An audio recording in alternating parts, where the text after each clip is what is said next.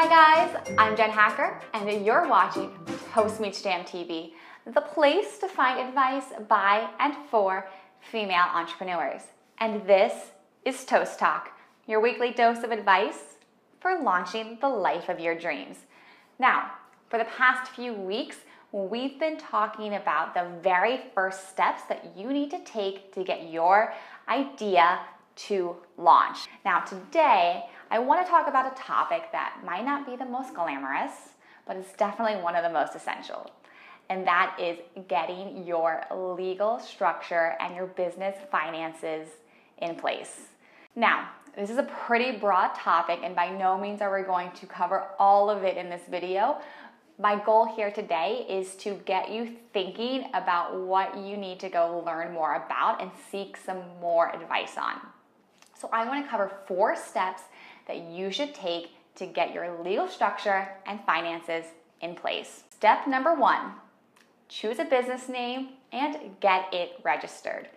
This might seem obvious, but you will need to call your business something. And not only will you need to call it something, you'll want to make sure that it is legally registered. Now, you'll do this by filing what's called a DBA or a doing business as. This basically just lets the world know that you're open for business and that this is what you're calling yourself. Step number 2 is to file for your legal structure. This is where you're going to determine how you're doing business. You might have heard the words sole proprietorship, partnership, LLC, or corporation. This is essentially how your business is structured, how you'll be taxed, amongst a number of different things.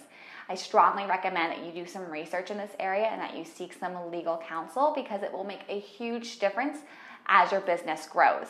Now, I did find a really helpful infographic on entrepreneur.com that I'm going to leave a link to in the profile to this video, but there's a ton of research that you can find if you just get on the Google and start looking around. Step number 3 is figure out what kinds of permits, licenses, and insurance you're going to need.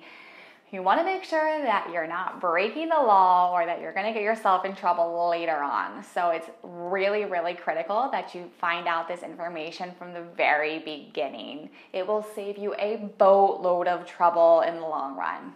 And this brings me to step number 4. Now, unfortunately, a lot of these things are going to cost you some money.